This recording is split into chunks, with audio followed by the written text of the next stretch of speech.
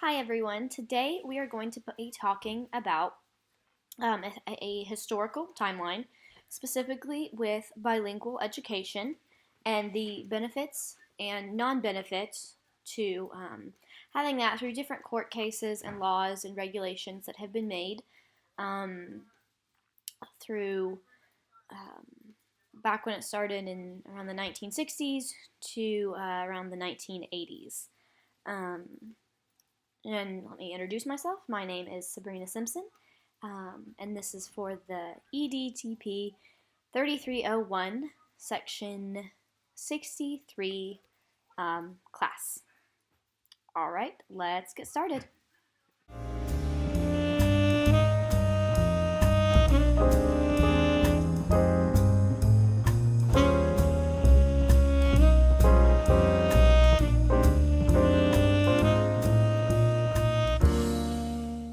Alrighty, so the first court case that I'm going to be talking about is Brown versus the Board of Education. This happened back in 1954. Brown versus the Board of Education was the first thing to set all education laws into motion, including bilingual education rules and laws. It was before a lot of the bilingual ELL stuff came around, but this really just started to desegregate the school systems, keep everything open and equal. It was an idea to help the students and parents mind either at peace or made them more upset about the desegregation that was happening. Many communities and teachers were not happy about this, but there was also a good number that were. This was beneficial to ELLs because every student now had an opportunity to go to school and get an education, or at least somewhat of an education.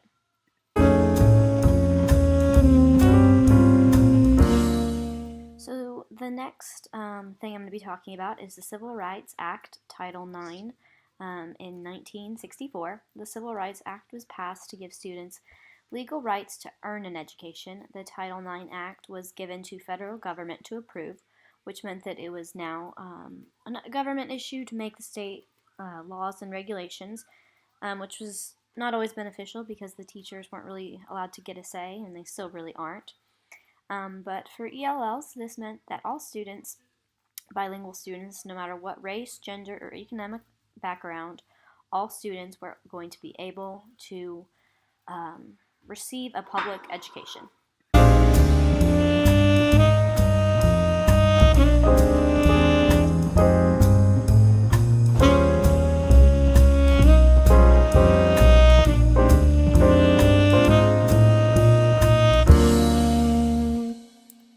The next thing we have is the Bilingual Education Act of 1968. This act is also known as the Elementary and Second Education Amendments of 1967. Those were the dates that it lasted.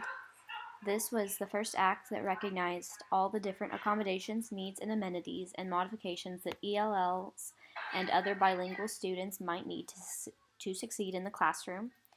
The Spanish background students really shot up during this time, as well as other minorities.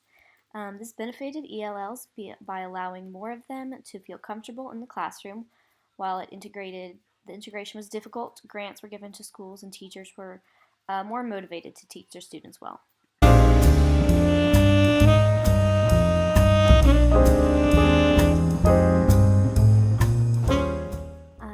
The next thing that we are going to be talking about is the Lay versus Nichols case of 1970.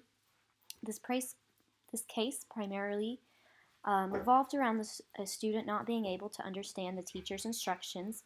This was because the student was an ELL but was not learning English. The teacher wasn't making any accommodations or modifying it. The student was a Chinese student who was not getting all of the accommodations, so they were failing. Unlike the Brown case, Lau involved no discrimination because there was no segregation or bad treatment of the student. This case really benefited English language learners by expanding the civil rights that were already put into place, and it was a Supreme Court case with a lot of opportunities for the law to change and adapt to ELLs.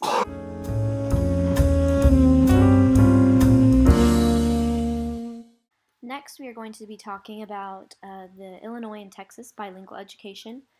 The bilingual education kept growing and started to become more necessary and more legally required in most states. Texas and Illinois are the only, well, 2 out of the 4 only states that require bilingual education in public schools.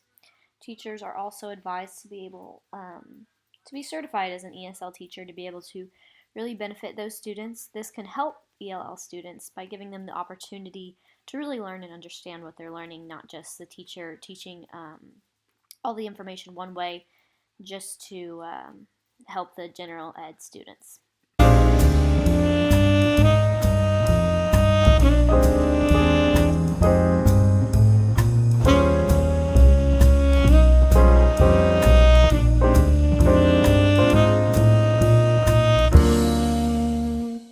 Next, we have the Cerna versus Portales Municipal Schools. This was in 1974. This primarily was about the rights to Mexican American bilingual education. It was a federal court's appeals case that talked really mainly about the rights to bilingual education no matter what the race.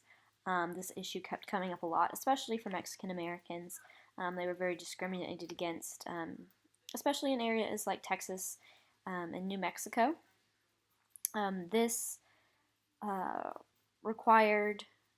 did not help with the bilingual education requirements, but it did bring the problem into the light a little bit more, and ELLs were really reinforcing all of the rights to the education that they deserved by everyone.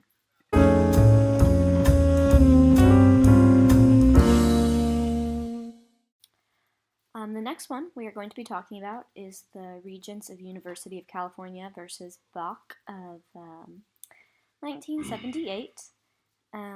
One of the first quotes we have here is it limits civil rights claims to cases in which international discrimination can be proved, weakening legal basis of the Lau versus Nichols case about the Chinese student who failed because he couldn't understand the teacher.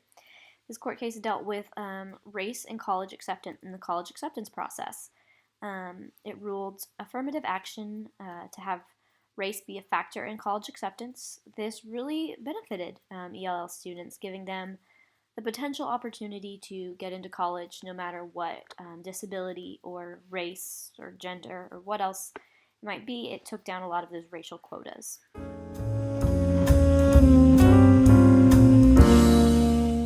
Now we are going to talk about the Lau regulations. This really mainly happened between 1980 to 1981. These regulations were issued to help students all speak the same language. This could come up with some issues with whatever minority language they might have known in the majority 1 or 2 languages. However, these regulations were withdrawn very quickly by President Reagan. The Reagan administration called it harsh, inflexible, burdensome, unworkable, and increasingly costly. So it really didn't do a whole lot. It actually hurt ELL students because they were really forced into learning a language that they didn't understand, and I'm sure the teachers might not have always been forgiving to that. So the Reagan administration took that down.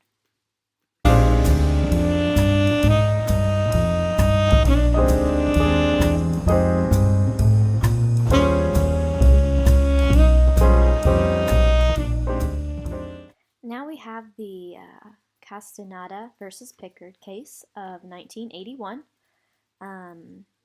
This court case talked about a 3-pillar standard to ensure that everyone was being kept accountable for the bilingual education programs, like the schools, the government, districts, teachers, all people like that. It was a test for school districts in meeting obligations to English language learners, making sure everyone was kept accountable for the learning of those students. It was one of the first programs that set up government accountability in school districts, and ELL students really did benefit from this. Them and parents were able to ensure that their student or themselves were getting a good education and the teachers were actually trying.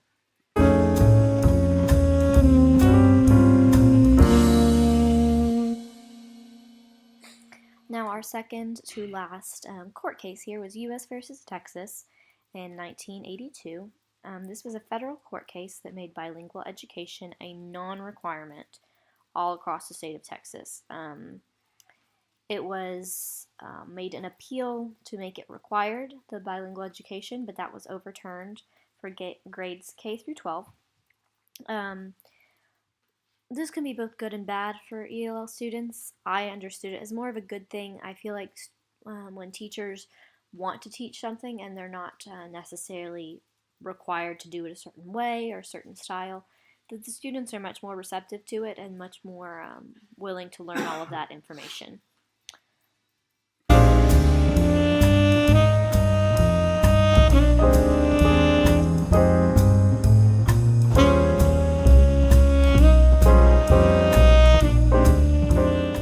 Our final slide we're going to talk about here is bilingual education being revised in 1984. The act was revised multiple times since it first came out in the 60s, but this was one of the last times. It was to make the act more flexible on the details for the bilingual and ELL students that need that extra help and extra time.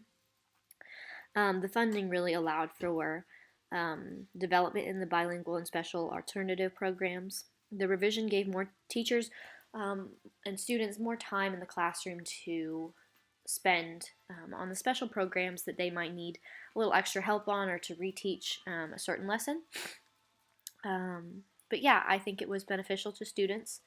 And it allowed a greater flexibility for them.